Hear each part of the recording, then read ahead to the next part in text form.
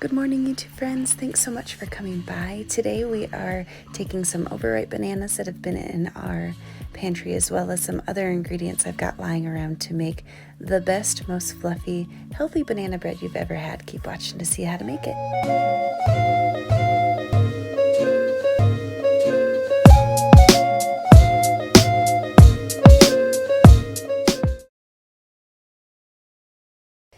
Okay guys, for this recipe you will need very minimal ingredients, and some of them you can switch out for other things you have in your pantry.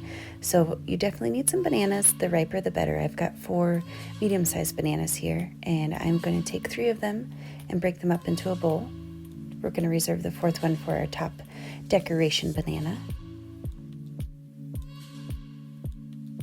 The riper the better with banana bread. The riper you can get your bananas, the more brown spots they have, the sweeter they are, which means you can use less or no sugar at all. So I'm just going to take these 3 bananas and I'm going to mash them with my handy dandy potato masher here until they're nice and baby food looking, for lack of a better way to say it.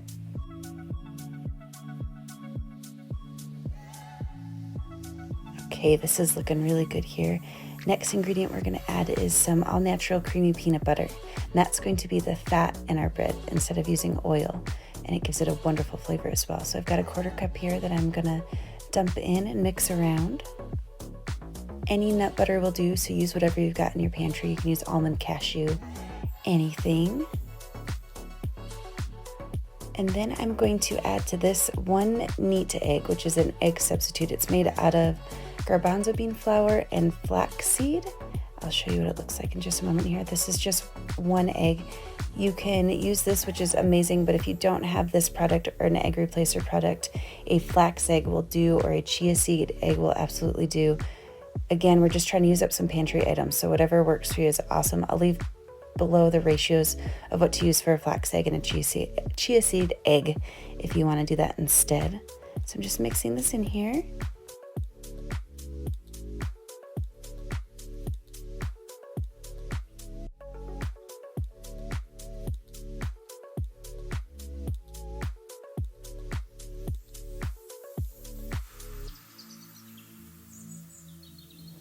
Then we're going to add some vanilla extract here. Essentially, we're adding all of our wet ingredients together first, except for our vinegar, and I'll tell you why in a moment. And then we're going to add our dry to it. So we've got everything wet here. And I've got some oat flour here. You can buy oat flour or you can make it yourself. I recommend making it yourself. It's super simple. You just toss your oats. I've got 2 cups here. I've pulsed them in the blender until they're a fine powder, like a flour. Typically, I would use slow cooking oats, but I only had quick oats in my pantry, and that's what I used, and it turned out great. So use what you got. Then we've got 2 teaspoons of baking powder, 1 teaspoon baking soda, and about 1/8 of a teaspoon of sea salt. I'm just going to mix this all together here, combining our wet with our dry, folding it in. Now we are going to add, after everything's mixed, the last ingredient we add is apple cider vinegar.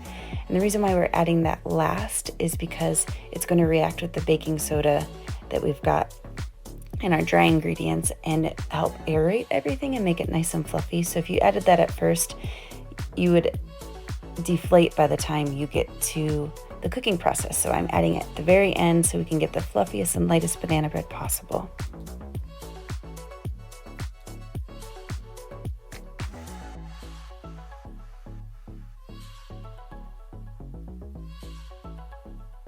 So here is 2 teaspoons of apple cider vinegar with 2 teaspoons of water. I'm just going to mix it in really quickly here. And you can tell it starts to froth and foam up, which is it's like a science experiment. So fun. And then you are ready to go and bake at this point. However, I literally had about a handful of dark chocolate chips in my pantry, so I thought, you know what, I'll just throw those in. Super unnecessary, but they make it really yummy, and it's the only sugar in the entire recipe. So take it or leave it, whatever you're feeling. I just thought I'd add these in for a little bit more flavor and to use them up. Okay, then we've got our regular sized loaf pan here. I'm just going to spray it down a little bit so our dough doesn't stick too bad. We're going to pour our batter right on in here.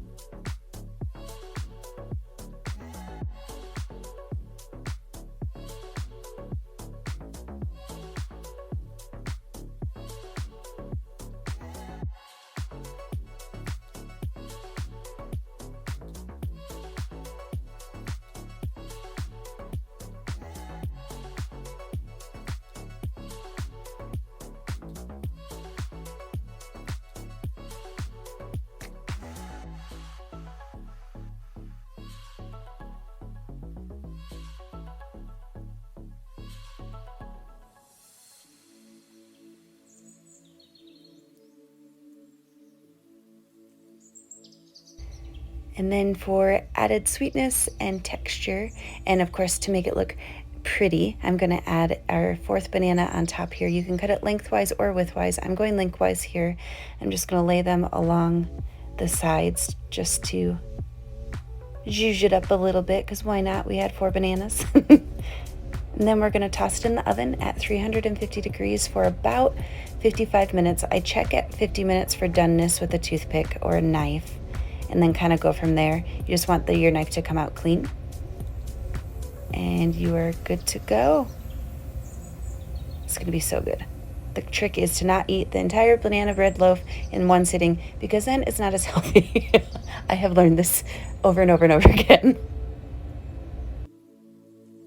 And there you have it, folks. Fluffy, healthy banana bread. It's a great thing to make out of stuff you've got laying around in your house and in your pantry. I hope you guys are staying safe and healthy, and I look forward to talking to you soon. Have a wonderful day. Cheers.